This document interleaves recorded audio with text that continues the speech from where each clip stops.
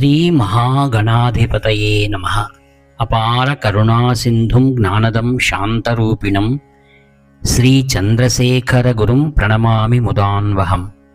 దేవుని స్వరము ప్రథమ భాగము ప్రవచించిన వారు శ్రీ కాంచి కామకోటి పరమాచార్య శ్రీ శ్రీ శ్రీ చంద్రశేఖరేంద్ర సరస్వతి మహాస్వాముల వారు. విషయము ఆంతరికంలో ధ్యానం, బాహ్యంగా కర్మాచరణం. పలు విధములైన కర్మ అనుష్ఠానాల గురించి నేను చెబుతూ ఉంటాను. పరమేశ్వరారాధనం, పరోపకారం వంటి చర్యలన్నీ ఇతరుల ప్రయోజనం కోసం చేస్తున్నట్టు అనిపిస్తాయి. కానీ నిజానికి వీటిని జనులు తమ కోసం తాము చేసుకుంటారని అంటూ ఉంటాను కదా. ఇతరులకు సహాయం చేయడం వల్ల, సేవలను అందించడం వల్ల, లేదా దేవుడికి పూజలు చేయటం వల్ల ఎవరికైనా ఆంతరిక తృప్తి ఒకటి కలుగుతుంది. మనం అందించిన సేవ నిజంగా ఇతరులకు పనికి వస్తుందో లేదో తెలియదు. అసలు వారికి మన సహాయం అవసరమే లేకపోవచ్చు. కానీ అట్లా సహాయం చేస్తూ మనిషికి శాంతి, పరితుష్టి కలుగుతాయి అనటానికి దాన్ని ఇతరులకు సేవ అనగా పరోపకారం అని అన్నప్పటికీ అది అవతల వారికి సహాయపడినా లేకపోయినా సేవ చేసేవారికి చాలా ఉపయుక్తంగా ఉంటుంది. మనం ఎన్నో కష్టాలను ఎదుర్కొన్నా, శ్రమపడినా, త్యాగం చేసినా అన్నింటిని మించి ఒక తృప్తి, సంతుష్టి మనకు ఆంతరికంగా అనుభవం అవుతాయి. అదేవిధంగా భగవంతునికి మన పూజ వల్ల వచ్చేది ఏమీ లేదు.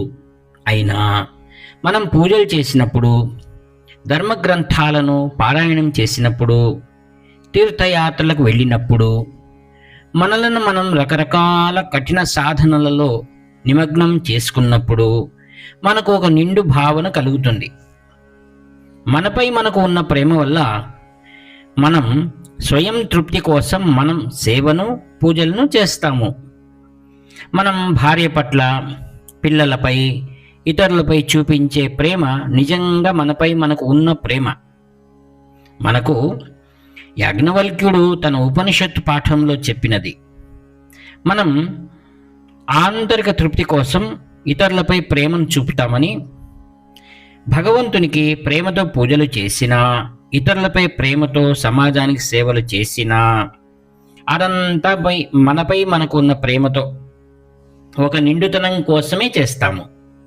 ఆ నిండుతనాన్ని పొందటానికి మనం ఎన్ని కష్టాలు ఎదుర్కోవలసి వచ్చినా, బాధలను పడవలసి వచ్చినా, త్యాగాలను చేయవలసి వచ్చినా మనం పట్టించుకోము. డబ్బు వెనుక పరిగెత్తితే, మన స్వార్థం కోసం ఇంద్రియ సుఖాలలో మరిగితే ఈ సంతృప్తి భావన మనకు సాకారం కాదు. మనం అద్దంలోనికి చూసి నుదుట బొట్టు లేదని గమనించినప్పుడు వెంటనే ఒక నల్లటి చాదు అనగా చుక్క అద్దానికి పెట్టామనుకోండి, ఏం జరుగుతుంది? అద్దం నల్లగా అవుతుంది.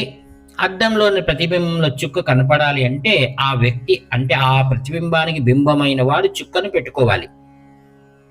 మన స్వార్థం కోసం మాత్రమే ఆలోచిస్తూ మనం ఏం చేసినా అది మన మనస్సును, మనలను మలినం చేస్తుంది. మనస్సునే మాయాదర్పణంలో ప్రతిఫలించిన పరమాత్మని ప్రతిబింబాన్ని మనం నేను అని భావిస్తాము. ఆ ప్రతిబింబం అందంగా చేయాలి అంటే నిజంగా పరమాత్మను కూడా అందంగా అలంకరించాలి. అందువల్లే పరమాత్మ స్వరూపమైన ప్రపంచానికి సేవ చేస్తే ఒక నిండు భావన కలుగుతుంది. దేవుడి పూజ కూడా ఇటువంటిదే. తన నుదుట పెట్టుకున్న నల్ల చుక్క తెలక అలంకరణ లాగా అవుతుంది. లోకమాతకు చేసిన అలంకరణ మనకే అందాన్ని ఇస్తుంది. మనకు మనం చేసుకున్న అలంకరణ మనకు అహంకారాన్ని మాత్రమే కలిగించగలదు. ఇతరులు ఎవరూ కూడా దాన్ని మెచ్చుకోరు. అదే లోకేశ్వరిని అలంకరిస్తే ఆమెను చూసిన వారంతా సంతోషపడతారు. మన అంగవస్త్రాన్ని బాగా ఉతికి ధరించి గొప్ప భావాన్ని పొందుతాం. కానీ ఇతరులు దాన్ని చూసి ఆనందిస్తారా? వాళ్ళు దాన్ని ఇస్త్రీ చేసిన విధానం మీద ఎగతాళిగా విమర్శలు మాత్రం గుప్పిస్తారు. మీరంతా నాకు ఎన్నో పూలమాలలను వేస్తున్నారు, మీరంతా నన్ను మీకన్నా గొప్పవాడిలాగా భావించి భక్తితో ఇట్లా చేస్తున్నారు. మీరు పూలమాలలను ఇక్కడ వేస్తేనే అలంకరణగా ఉంటుందని, మీకు మీరు వేసుకుంటే అలంకరించినట్లు కాదని భావిస్తున్నారు. ఈ పరిస్థితిలో నేను ఎంతో గొప్పవాడిని కదా అని భావించి నాకు నేనే మాలలను వేసుకుంటే అది అహంకారం అవుతుంది. కానీ నాకు మాలలను అర్పించటం ఏదో విశేషమని భావించి ఇక్కడ తెచ్చి భక్తిగా నాకు వేస్తారు. వాటిని నేను కాదనగలనా? అందుకే మీరు నన్ను అలంకరించి చూసుకున్నట్టే లోకజననిని ఈ మాలలను సమర్పించి అలంకరించాలని నేను అనుకుంటాను. మనం ఎంతో మంచిని చేసుకుంటున్నామని భావించి డబ్బు, పేరు, ఇంద్రియ భోగాల వెనకబడటం మన మనస్సును మలినం చేసుకోవటమే అవుతుంది. మనం భగవంతుని స్వరూపమైన లోకానికి మంచిని చేస్తే నిజంగా మనకు మంచి జరుగుతుంది. అది కూడా ఆధ్యాత్మిక శ్రేయస్సే. మన హృదయాంతరాళానికి ఇది తెలుసు. అందువల్లే తన సుఖ సౌకర్యాల కోసం చేసుకున్నప్పుడు కలగని తృప్తి ఇతరుల కోసం ఇక్కట్లు పడినప్పుడు అనుభూతం అవుతుంది.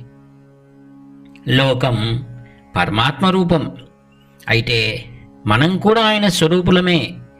మనస్సు అనే అర్థం తొలగింపబడాలి. తామే భగవంతుని స్వరూపం అని అనుభూతి చెందాలి. దీనినే ధ్యానం అని అంటారు. మనం చేసే చర్యలన్నీ చివరకు మనలను ఏ చర్య లేని నిష్క్రియ స్థితికి ఆత్మధ్యానంలోనికి చేర్చాలి. నేను పేర్కొన్న అన్ని అనుష్ఠానాలకు ఇదే అంతిమ స్థితి. మనం మన చర్యల ద్వారా రకరకాల సంతోషాలను అనుభవించినా క్రియారహితమైన నిద్రావస్థలో ఉండే మహా గొప్ప శాంతి వాటిల్లో లేదు. ఒక పూట నిద్ర పట్టకపోతే ఎంత అవస్థ పడతామో కదా. నిద్రలో ఎంతో ఆనందం ఉన్నది. దీని ఒక్కదాని వల్లే క్రియారహితమైన స్థితి అనేది ఆనందకర స్థితి అని సుస్పష్టమవుతుంది. ధ్యానం అనేది ఆ క్రియారహిత స్థితిలో మన నిజస్థితి అయిన భగవత్ స్వరూపంలో మునిగిపోయి జరగాలి. నిద్రవేళలో మనం ఆనందంగా ఉన్నాము అని మనం ఎరుగము.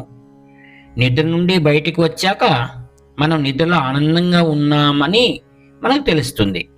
దీనికి భిన్నంగా మనం ఉన్నతమైన ఆనంద స్థితిలో శాంతిగా ఉన్నామన్న స్పృహ కలిగి ఉండటమే ధ్యానయోగంలో పరమోన్నత సమాధి స్థితి. బయట ఎటువంటి క్రియాకలాపాలు జరుగుతున్నప్పటికీ మనం ఆంతరికంగా నిష్క్రియ స్థితిలో ఉండటం అలవర్చుకుంటే ఆత్మిక శాంతి అనుభవం మీద ఏ ప్రభావం పడదు. దక్షిణామూర్తికున్న శాంతి ఒక స్పృహ అనగా పూర్ణ ప్రగతితో కూడిన ఆనంద స్థితి. అది నిద్రలో మనస్సు విశ్రాంతి పొందినట్టు కాదు. నిద్రలో మనం మనస్సును మనకై మనం సొంతంగా నియంత్రించము. అది బాగా అలసిపోయి అణిగి ఉండిపోతుంది. అట్టి స్థితిని అదుపులోకి తెచ్చుకొని కొనసాగించుకోవటం మన వల్ల కాదు. నిద్రలో మన అధీనంలో లేకుండా సద్దుమణిగేదంతా మళ్ళీ మన స్వప్న స్థితిలో లేదా మెలకువలో మన నియంత్రణ ఏమీ లేకుండా తిరిగి వచ్చేస్తుంది. మృత్యువు కూడా ఒక లాంటి నిద్రస్థితే. అప్పుడు కూడా మనస్సు ఉపశాంతం అవుతుంది. కానీ మరుజన్మలో కొత్త శరీరం వచ్చినప్పుడు దానిలోకి దూరిపోయి పని చేయటం ప్రారంభిస్తుంది. అందువల్ల మన మనస్సు నియంత్రణ వల్ల ఉపశాంతమై స్వాధీనంలోకి వచ్చినప్పుడే మనం దాన్ని ఆ స్థితిలో శాశ్వతంగా ఉంచేయగలుగుతాము. దక్షిణామూర్తి క్రియారహితంగా ఉండి కూడా ఎంతో ఎరుకతో ఉంటాడు. ఆంతరికంగా ఏ క్రియ ఉండదు కనుక బయట ఎన్నో పనులను చేయగలుగుతున్నాడు. మౌనంగా కూర్చున్నది దక్షిణామూర్తియే. ఆనంద తాండవం చేస్తున్నది ఆయనే. త్రిపురాలను భస్మం చేస్తాడు, భిక్షాటనం చేస్తాడు, తన భక్తులకు వరాలనిచ్చి ఇక్కట్లలో పడతాడు. లోపల ఆయన ఎంతో శాంతంగా ఉంటాడు. బాహ్యంగా అన్ని రకాల చర్యలను చేస్తుంటాడు. మనం కూడా లోపలి శాంతిని పొందగలిగితే ఎన్ని చర్యలనైనా చేసుకోవచ్చు. మనం దక్షిణామూర్తికి సరిగ్గా విరుద్ధంగా ఉంటాము. మనం చాలా శాంత స్థితిలో పూర్ణ నిరాసక్తంగా ఉన్నామని అవతలి వారు భావించాలి అనే ఉద్దేశంతో బయటకు అట్లా ప్రదర్శిస్తాము. లోపల మాత్రం చపల చిత్తంగా అస్థిరంగా ఉంటాము. ప్రారంభంలో బాహ్యమైనది సద్దుమణిగితేనే ఆంతరిక మౌనం నెమ్మదిగా రూపుదాలుస్తుంది. ఇంద్రియ విషయాల చర్యలను తగ్గించండి. గుంపులలో కలవకండి. లోకానికి హితాన్ని చేయండి. ఇదంతా కలుపుకుంటూనే అన్ని చర్యలను మానివేయడానికి ప్రయత్నాన్ని చేయండి. ధనాన్ని దరికి రానివ్వకండి. అడవికి వెళ్ళండి. వగైరా వగైరా అని చెప్పేది ఈ కారణంగానే. ఏ విధంగా మనకు నచ్చేవన్నీ ఇది విడువు అది విడువు అని అట్లా చెబుతూ పోతే మనం వింటామా? వినము. మన మనసు శుద్ధంగా అయినప్పుడే మనకి ఇట్లా చేసే పరిణితి వస్తుంది. ఈ కారణంగానే మనస్సును శుద్ధిపరచుకోవాలి. ఇది వదిలేయి, అది మానేసివేయి అనుకుంటే ఇది చెయ్యి అది చెయ్యి అని పలు కర్తవ్య కర్మను ఉపదేశాలుగా చెప్పి విధించారు. ఏదో క్రియ చేస్తుంటే మనకు సహజంగా వచ్చిన లక్షణం అది. అందువల్ల వ్యక్తిగత ఇష్టాయిష్టాలు లేకుండా మనం ఈ శాస్త్రం విధించిన పనులు చేస్తూ ఉండాలి. ఇందులో కూడా ప్రారంభంలో మన ఇష్టాయిష్టాలు తలెత్తుతాయి. అయినా కూడా మనస్సును నేరుగా అదుపు చేయాలని, ధ్యానం చేయాలని చూసే బదులు మన ఇష్టాయిష్టాలను పట్టించుకోకుండా కర్మను అనుష్ఠించడం అనువుగా ఉంటుంది. ఈ విధంగా ఒక ప్రారంభాన్ని చేస్తే భగవద్ అనుగ్రహం వల్ల ఇష్టాయిష్టాలు లేదా సౌకర్య అసౌకర్యాలను విరుద్ధ భావాలు ఇంకా ఇంకా తగ్గి సరైన రీతిలో సత్కర్మలను చేయడం కుదురుతుంది. రాగద్వేషాల వంటివి తగ్గుముఖం పట్టడం వల్ల మనస్సు శుభ్రపడుతుంది. అట్లా శుభ్రపడిన తర్వాత అది కేంద్రీకృతమై ధ్యానంలో నిమగ్నం కాగలదు. ఈ స్థితిలోనే ఎవరైనా అన్ని పనులను వదిలి అడవికి పోయి ఉత్సాహంగా ఆధ్యాత్మిక సాధన చేయగలుగుతారు. అంతంలో ధ్యానం సక్రమంగా కార్యరూపం దాలిస్తే అప్పుడు సర్వం పరమాత్మ స్వరూపం అనే ఎరుక కలుగుతుంది. ఆ స్థితిలో ఇక ఏది విడిచిపెట్టనక్కర్లేదు. అడవులకు పరిగెత్తనక్కర్లేదు. వేరే ఇతర సాధనలు ముక్కు మూసుకొని కూర్చోనక్కర్లేదు. అడవి, ఊరు, ఒంటరిగా ఉండటం, గుంపు అన్నీ పరమాత్మే. కర్మ, ధ్యానము అన్నీ పరమాత్మే. దీనివల్ల ఏది మన ఆధ్యాత్మిక శాంతిని చెడపని స్థితి వస్తుంది. దక్షిణామూర్తి వలె లోపల శాంతి చలించకుండా మనం బాహ్యంగా ఎన్నో కర్మలను చేసుకోవచ్చు. గీతలో శ్రీకృష్ణ భగవానుడు అర్జునుడిని యుద్ధం చేయడం అనే స్వధర్మం చేయమని చెప్పాడు. అదే కృష్ణుడు కర్మరహితమైన ధ్యానయోగం గురించి కూడా మాట్లాడాడు. నిత్యం ధ్యానమగ్నులు బ్రహ్మనిష్ఠులు అయిన జనకుడి వంటి వారు ఎల్లప్పుడూ లోకహిత కార్యాలలో కర్మలలో నిమగ్నమై ఉండేవారు.